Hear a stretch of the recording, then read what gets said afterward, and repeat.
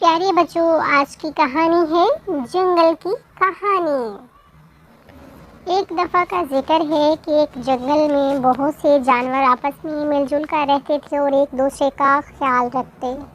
گویا جنگل میں منگل تھا۔ شیر بھی بلا وجہ کسی جانور کو نہ مارتا، اگر بھوک لگتی تو گھاس کھا لیتا یا کسی کمزور جانور کو کھا لیتا۔ جنگل کے جانور ہنسی خوشی زندگی بسر کر رہے تھے کہ ایک دن نہ جانے کہاں سے ان کے جنگل میں ایک لومڑی آ گئی۔ لومڑی کتنی چالاک ہوتی ہے، جانوروں نے اس سے پوچھا کہ تم یہاں کیوں آئی ہو؟ تو وہ جھوٹ موٹ کے آنسو بہانے لگی اور بولی، میں جس جنگل میں رہتی تھی وہاں مجھے کوئی عزت نہیں کرتا تھا، لہٰذا میں مجبور ہو کر یہاں آئی ہوں۔ جانور اس کو اپنے بادشاہ شیر کے پاس لے گئے اور ساری بات بتا دی۔ شیر نے کہا، دیکھو بھائی، تم سب جانتے ہو کہ لومڑی چالاک ہوتی ہے، لہٰذا میں تو اس کو یہاں رکھنے کو تیار نہیں، باقی تم ساروں کو مرضی۔ جانوروں کو لومڑی پر ترس آ گیا اور آخر جانوروں کے کہنے پر شیر نے لومڑی کو جنگل میں رہنے کی اجازت دے دی۔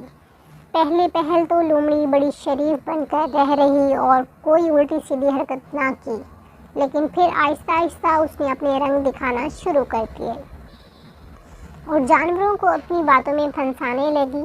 وہ ان سے کہتی، شیر تمہارے کمزور ساتھیوں کو کھا جاتا ہے اور تم لوگ چپ رہتے ہو، اگر ایسا ہی رہا تو ایک دن تم سب مارے جاؤ گے۔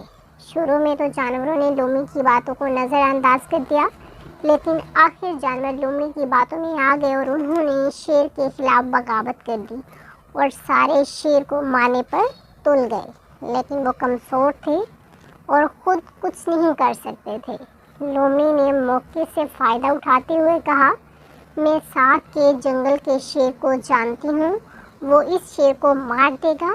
جانور کچھ دیر سوچتے رہے اور پھر انہوں نے حامی بھر لی اور ہی لومڑی ایک دن دوسرے جنگل کے شیر کو لے آئی۔ اس نے آتے ہی متاثرہ جنگل کے جانوروں کے بادشاہ کو خون ریز لڑائی کے بعد مار دیا، جس پر جنگل کے جانور بہت خوش ہوئے اور اس کو اپنا نیا بادشاہ بنا لیا۔ لیکن کچھ دنوں بعد نئے شیر نے بھی جانوروں پر ظلم شروع کر دیا۔ سب جانور اپنے کیے پر رونے لگے۔ آخر انہوں نے ہمت کی اور ہاتھی سے مدد کی درخواست کی۔ پھر ایک دن ہاتھی اور جنگل کے تمام جانور اکٹھے ہوئے اور شیر کو جنگل سے بھگا دیا اور لومڑی کو بھی خوب خبر لی اور اس کو بھی جنگل سے نکال دیا۔ جانوروں نے ہاتھی کو اپنا نیا بادشاہ بنا لیا اور سب ہنسی خوشی رہنے لگے۔ پیارے بچوں، ہمیں اس کہانی سے سبق ملتا ہے کہ آپ بغیر سوچے سمجھے کسی کی باتوں میں نہ آؤ تو نقصان نہیں اٹھانا پڑے گا۔